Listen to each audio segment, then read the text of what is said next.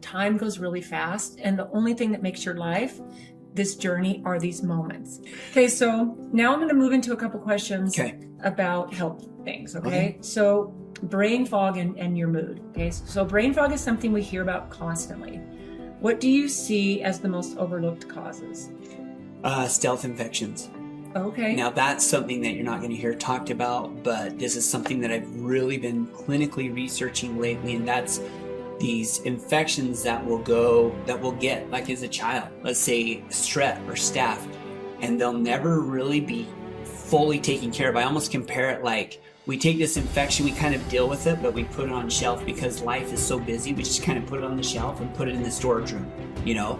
It's like, and we don't really ever fully deal with it. And that's what I'm seeing a lot with brain fog, is these infections then that when they're not taking care of you, your immune system kind of gets rampant. So then you get autoimmunity, which is classic for brain fog. And then you're going to see a ton of allergies, food allergies, you know, environmental toxins, all these things where we become allergic and our immune system becomes ramped up.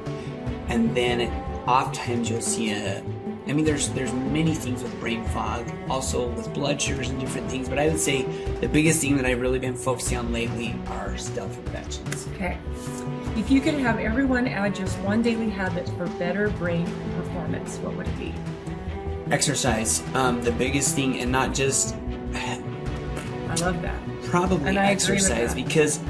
And build up to, start out walking, but build up to something where you're actually doing vigorous, your heart is up, you're actually doing exercise. In fact, there's just a recent study, barely, that just came out about vigorous exercise, even moderate exercise compared to just, you know, but I started out years ago just walking.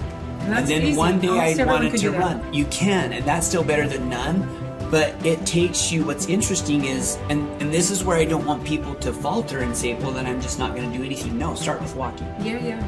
But they're showing now, even this vigorous exercise, how much it reduces dementia, cardiovascular disease, stroke, all these different things with vigorous intensity. Well, we're meant to move. So movement in the form of, if you can, vigorous, if you can, moderate, if you can't, just do movement. Well, and then sometimes when you get to be 101, it might be okay that you don't move as much as you used to. She almost died on Thanksgiving, and she's still here. So like 3 weeks ago, we've she been almost died. talking about your grandma for a lot since the beginning. You know, you talk about centurions, like what does she do? Like moves. She exercises. Her movement was yard work.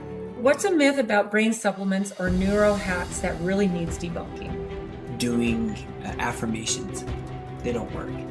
Oh. They actually do work. I know not your crowd, but that needs debunking. It does.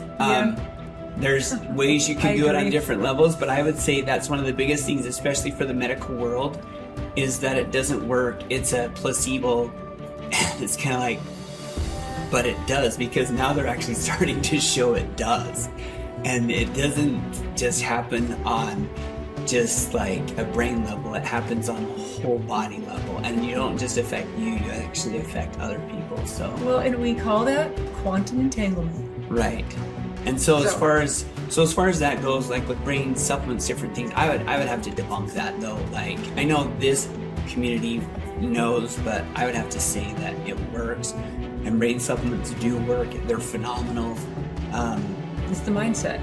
That's what you have, that's a the mindset, right? Yeah.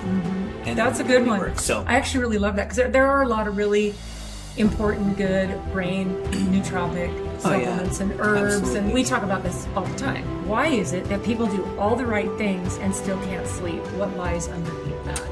So the most thing that I've seen in clinical practice is that people generally have a fight or flight response. So they actually can't shut off their amygdala, and they've never trained themselves. So sleep, sometimes you actually have to create a pattern, just like if you're, let's say, hitting a baseball. My son plays baseball. It took him time to develop proper swing.